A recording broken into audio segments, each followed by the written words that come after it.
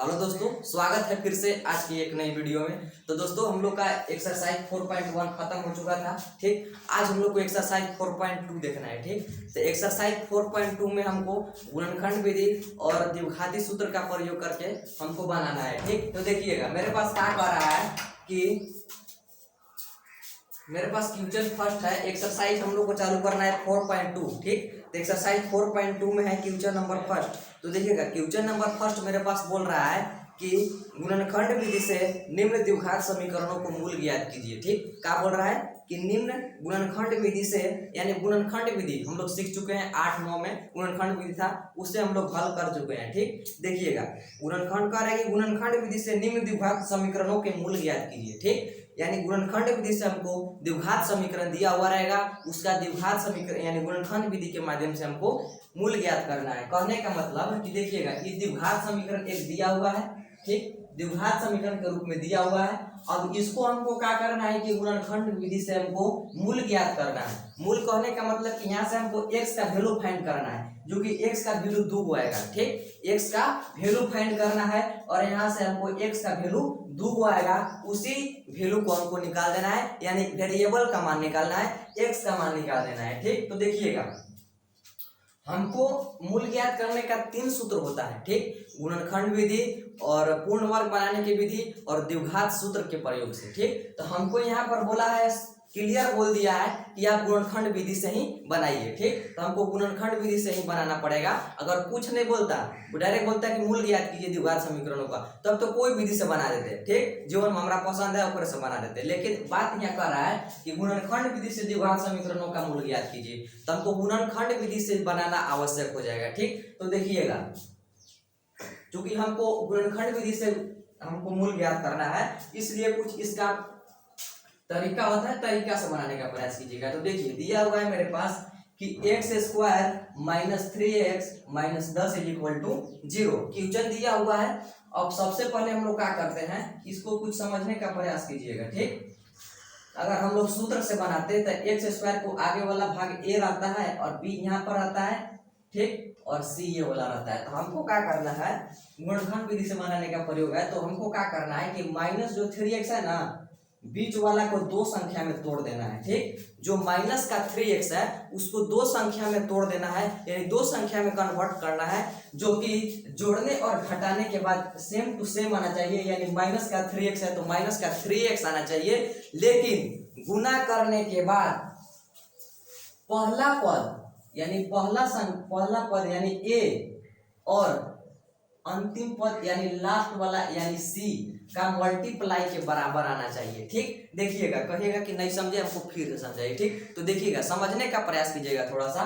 बोला कि जो हमको क्या करना है, जो कि हमको तोड़ना है माइनस 3x को 2 संख्या में तोड़ना है, यानी 2 संख्या में कन्वर्ट कर देना है, लेकिन कुछ शर्त है।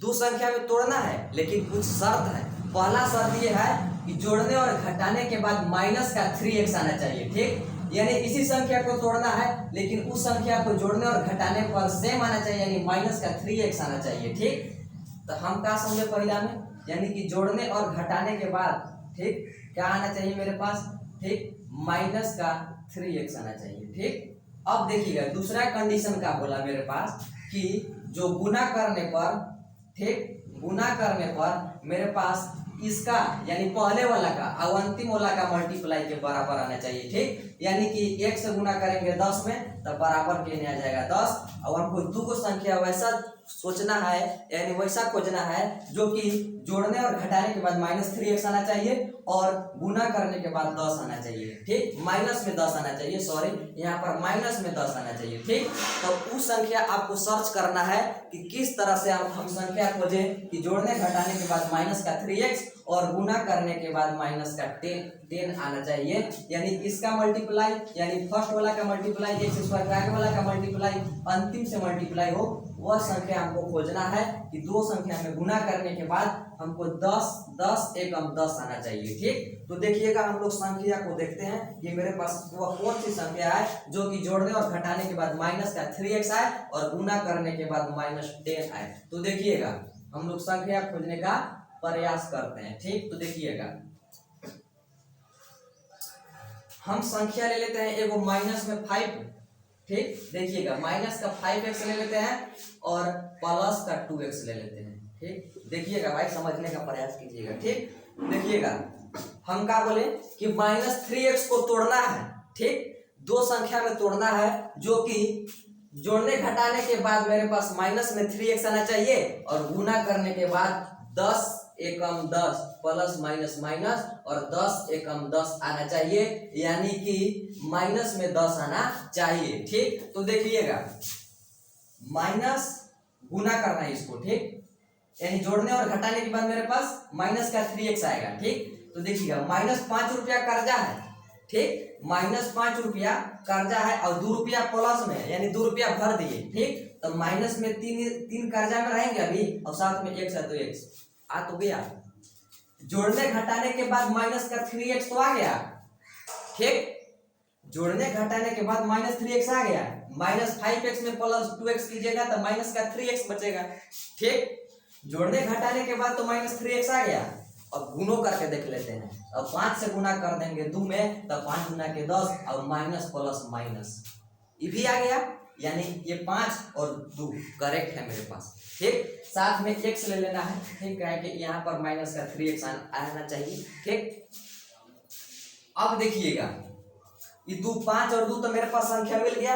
अब देखिएगा इसको कैसे लिखना है। हम लोग संख्या खोज लिए कि जो वह संख्या है गुना करने के बाद माइनस में 10 आए और जोड़ने और घटाने के बाद माइनस का 3x है, ठीक। तो देखिएगा इसको मिटा देते हैं 1 को, काहे कि x से गुना करेंगे x स्क्वायर में तो x स्क्वायर आएगा, काहे कि एक आगे छिपल है, ठीक। तो देखिएगा आगे वाला कंडीशन में हम लोग क्या लिखेंगे, क्योंकि हम लोग को तो संख्या मिल गया दो, एगो माइनस में 5x आएगा, एगो प्लस में कितना आएगा, प्लस में मेरे पास आ जाएगा 2x, ठीक। तो देखिएगा ये x स्क्वायर है तो x स्क्वायर लिख दीजिए, इसको छेड़छाड़ नहीं करना है, पहला वाला को सेम टू सेम लिख देना है, क्योंकि हम लोग -3x को तोड़े हैं तो -3x के जगह कुछ अलग लिखेंगे, ठीक। तो देखिएगा x स्क्वायर हो गया। अब माइनस में हमको देखिएगा अगर हमको 5x और 2x पर तोड़ना था, ठीक। यानी 5x और 2x हमको संख्या मिल गया था और जो कि गुना करने पर -10 आया था और जोड़ने घटाने पर माइनस का 3x आना चाहिए। देखिए x स्क्वायर और माइनस का 5x, ठीक, और प्लस का 2x, बस -3x के जगह पर ये वाला सेम टू सेम लिख देना है, ठीक। चेंजिंग कुछ नहीं होगा, कहे कि -5x में से देखिएगा -5x और प्लस में 2x करेंगे तो 3x आइए जाएगा और 10 माइनस में 10 है तो माइनस में 10 और बराबर के ने 0 दे दीजिए, ठीक। देखिएगा पहला पद यानी x स्क्वायर वाला को और -10 वाला को इसको कुछ चेंज नहीं करना है, सेम टू सेम जैसे है वैसे लिख दीजिए। बस बीच वाला को आपको 2 संख्या में तोड़ देना है और 2 संख्या को तोड़कर उसी प्रकार से हल कर देना है। तो देखिएगा यहाँ हम लोग समझ गए कि -5x और प्लस 2x जोड़ेंगे, ठीक, तो माइनस का 3x आएगा। कैसे आएगा, 5 रुपया कर्जा आया 2 रुपया भर दिए तो माइनस में 3x ना बचेगा, साथ में x है तो x बच जाएगा और -3 रुपया कर्जा में रहिएगा और साथ में x है तो x लिख दीजिए, ठीक। अब देखिएगा गुना किए तो 5 गुना के 10 और प्लस माइनस में 10 आ गया, यानी ये संख्या दोनों संख्या मेरे लिए करेक्ट है, ठीक। जो कि जोड़ने घटाने पर -3x आ जा रहा है और गुना करने के बाद -10 आ जा रहा है। देखिएगा अब हम लोग आगे क्या करेंगे, देखिएगा x और यहाँ पर x दोनों में प्रेजेंस है, इसको और इसको मिला करके हम लोग क्या करेंगे कि कॉमन ले लेंगे। कॉमन उस चीज को कहते हैं जो कि दोनों चीज में प्रेजेंट हो, ठीक, यानी 2 भाग में प्रेजेंट हो उसी चीज में कॉमन लिया जाता है। देखिएगा यहाँ पर x और यहाँ पर भी x दोनों में प्रेजेंस है, इसलिए यहाँ से x को बाहरी लिख लेंगे, ठीक। और बाहरी इसको लिखे तो x यहाँ पर 2 x था लेकिन 1 x हम बाहरी कर लिए यानी कॉमन ले लिए तो यहाँ पर सिर्फ 1 x बचा, 1 x बच गया। अब ई वाला x तो बाहरी लिखे लिए हैं तो ई वाला x यहाँ नहीं ना है 5x के साथ, ठीक, तो माइनस में केवल 5 बच जाएगा। बात समझ में आया कि नहीं आया तो फिर से समझिएगा। देखिए यहाँ पर x दोनों में प्रेजेंट था इसलिए यहाँ पर x कॉमन ले लिए, ठीक। x जब एगो कॉमन लिए यहाँ 2 था, चूंकि एगो ले लिए तो एक ना बचेगा, ठीक, और माइनस है तो माइनस और 5 के साथ x था तो x बाहरी लिख दिए तो एक्स यहाँ बचवे नहीं किया, यानी माइनस में केवल 5 बच गया। उसी प्रकार से यहाँ पर हम लोग 2 कॉमन ले लेते हैं, ठीक, जो दोनों में प्रेजेंट होगा, ठीक। एक्स तो इसमें दोनों में प्रेजेंट नहीं है, लेकिन 2 प्रेजेंट होगा। देखिए कैसे प्रेजेंट होता है, ठीक, देखिएगा 2 को जब बाहर लिए, ठीक, तो अंदर में 2 नहीं लिखेंगे, क्या है कि 2 बाहर लिख दिए हैं, ठीक। अब एक्स बच गया केवल, तो एक्स लिख देंगे, ठीक। अब माइनस में देखिएगा यहाँ पर हम 2 कॉमन ले लिए हैं, ठीक, 2 लिए हैं, तो 10 में 2 से भाग दे दीजिए, ठीक। तो कितना बचेगा वो चीज आप लिख दीजिए, ठीक। तो देखिएगा 2 से हम 10 में भाग देंगे तब 5 बचेगा, ठीक। ये वाला और ये वाला डिब्बा में से अंदर अंदर अगर सेम आ गया तो समझिएगा कि मेरा सही है, ठीक। कॉमन क्यों लिए? क्योंकि ये दोनों में प्रेजेंट था और ये जो 2 था ये दोनों में प्रेजेंट था। अगर 2 से भाग लगाइए 10 में तो 5 ना बचेगा, ठीक। अब ये आ गया मेरे पास कंडीशन, यहाँ पर आ गया। अब बराबर के 0 है तो अब बराबर के 0 दे दीजिए, ठीक। हमको मूल ज्ञात करना है, एक्स का वैल्यू फाइंड करना है, जो कि हम बोले थे कि 2 को आएगा, ठीक। तो देखिएगा कैसे 2 को आएगा, समझने का प्रयास कीजिएगा। देखिएगा ए को क्या करना है कि x माइनस 5 ले लेना है, और एगो जो बहरी वाला है ना, डिब्बुआ के बहरी वाला, उसको एगो में लिख देना है, ठीक। तो देखिएगा x है तो लिख दीजिए x, और ये प्लस में 2 है तो लिख दीजिए प्लस में 2, ठीक। अब फिर देखिएगा एगो वाला डिब्बा लिख दीजिए, x माइनस 5 वाला लिखिए, ये वाला चाहे ये वाला लिखिए, दोनों तो बराबर है, कोई ले सकते हैं। तो हम लोग लिख दिए x माइनस 5, अब इसका बराबर 0 हो जाएगा, ठीक। समझने का प्रयास कीजिएगा। एगो कोई डिब्बा में से लिख लीजिए, ठीक, एगो कोई डिब्बा में से लिख लीजिए, और एगो जो बहरी वाला है x है तो x लिख दिया, प्लस में 2 है तो प्लस में 2 लिख लीजिए, ठीक। तो लिख लिए, और x plus 2 into x minus 5 बराबर 0। अब देखने का प्रयास कीजिएगा, हमने क्या किया कि एगो बहरे वाला के लिख दिए मिला करके, और एगो अंदर वाला कोई डिब्बा में के अंदर वाला कोई 2 में से एगो ले लीजिए, दोनों बराबर है तो कोई ले लीजिए। देखिए x है तो x लिख दिए, और प्लस में 2 है तो 2 लिख दीजिए। अब x माइनस 5 है, चाहे x माइनस ये वाला लिखिएगा तो चाहे ये लिखिए, x माइनस 5 है तो x माइनस 5, और बराबर के 0 है तो आप 0 लिख लीजिए, ठीक। अब देखिएगा चूंकि ये जो बराबर है ये दोनों के ना बराबर है कि नहीं है, ये वाला जो बराबर है 0 ये दोनों के बराबर है, तो इसको अलग अलग कर लेते हैं। देखिएगा x plus 2 is equal to 0, और यहाँ पर लिख दीजिए x minus 5 is equal to 0, ठीक।